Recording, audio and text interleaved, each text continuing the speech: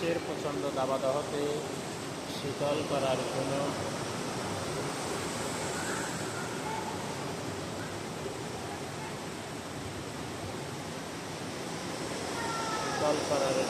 কালবৈশাখী ঝড় শুরু হয়েছে।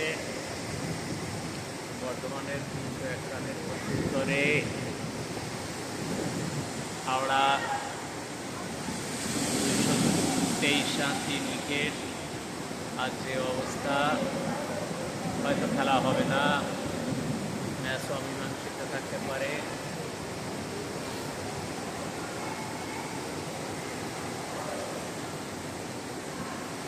সাইড স্ক্রিন একটা উড়ে গিয়েছে, আর একটা হাওয়ায় দোদুল্যমান।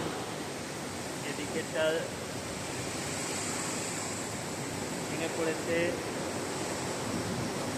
যারা মাঠের তদারকি কাজ করে তারা এই মুষল বৃষ্টিকে উপেক্ষা করে কাজ করছে। অপরদিকে দেখতে পাচ্ছে বিক্রম ইনডোরের ভেতর বসে আছে। বৃষ্টির ছাপটা আসছে, চিন্তা করে দেখা যাক কি হয়।